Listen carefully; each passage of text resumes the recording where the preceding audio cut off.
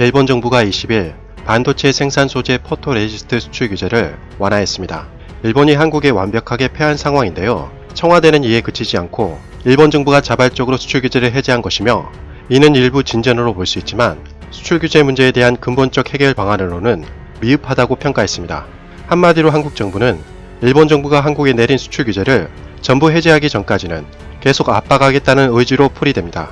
7월에 수출 규제를 단행했던 일본 정부의 강경한 태도는 온데간데 없이 사라진 상태입니다. 이에 대해 일본 언론도 역시 한국에 완벽하게 패했다며 3가지 이유를 제시했습니다. 어떠한 소식인지 확인해 보도록 하겠습니다. 구독과 좋아요는 영상을 제작하는 데 큰 도움이 됩니다. 꼭 부탁드립니다. 일본 경제산업성은 20일 반도체 제조 시 사용하는 포토레지스트 수출 개별 허가 대상에서 특정 포괄 허가 대상으로 바꾼다는 내용을 발표했습니다. 이번 일본의 자발적인 조치를 발판으로 12월 24일 예정된 한일 정상회담에서 추가 협의가 진행될 것으로 보입니다. 사실상 일본이 한국에 백기토항한 셈인데요. 이러한 상황이 되자 일본 언론도 아베 정부를 향해 쓴소리를 마다하지 않았습니다. 일본 언론에 따르면 성과 제로인 아베 외교라는 제목으로 강력하게 아베 정부를 비판했는데요. 한국과 관계 악화에 3가지 실패라는 기사를 게재했습니다.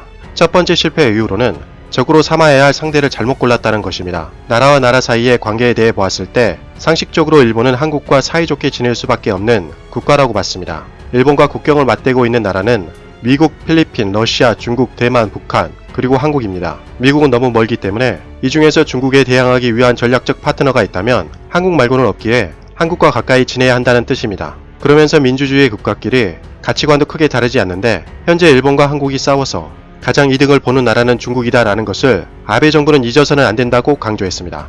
두 번째 실패 이유로는 단도직입적으로 돈 때문이라고 밝혔습니다. 2018년 일본은 한국에서 1조 9천억엔, 원화로 20조 1600억에 달하는 흑자를 벌어들였습니다. 그 중에서 4분의 1은 관광 흑자였고 나머지는 무역과 금리입니다. 한국 사람들이 일본에 여행을 오고 일본 부품을 사주고 있기에 흑자가 된 것입니다. 하지만 아베 정권은 한국을 화이트 국가에서 제외시키는 최악의 수를 두고 말았습니다. 만약 중국이 일본을 조종할 수 있다면 이와 같은 방식을 택했을 것입니다.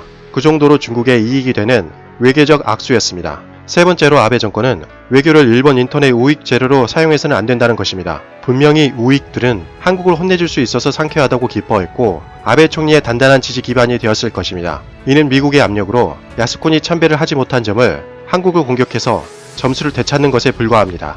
즉 아베 총리는 개인의 권력 유지를 위해 일본 국익을 희생하고 실제로는 중국에 이로운 방향으로 외교를 했던 것입니다. 라고 비판했습니다. 이 기사는 일본 언론의 태도를 봤을 때 상상하기 어려울 정도로 신랄한 비판인데요. 이렇게 일본 정부의 기조가 급변할 수 있었던 배경에는 일본 제품 불매운동과 일본 여행 보이콧이 정말 큰 영향을 미친 것 같습니다. 7월에 아베 정부의 수출 규제로 인해 한국 첨단 산업이 타격을 받을 것이라는 우려가 많았지만 현재까지 부정적인 점은 거의 없고 긍정적인 측면이 많았습니다. 오히려 일본이 얼마나 많은 빨대를 한국에 꽂고 있었는지 알게 되었고 일본에 의존하던 첨단 소재 산업을 국산화할 수 있는 계기가 되었습니다. 그리고 일본 국민들이 얼마나 편협한 가치관 속에서 한국인들을 바라보고 있는지 확인하게 되었습니다. 더군다나 불매운동을 통해 한국이 단결하면 얼마나 무섭고 대단한 나라인지 한국뿐만 아니라 일본과 주변국도 깨닫는 중요한 계기가 된 것 같습니다. 이상 가치왕 채널이었습니다. 지금까지 시청해주셔서 진심으로 고맙습니다. 항상 건강하시고 복 많이 받으세요.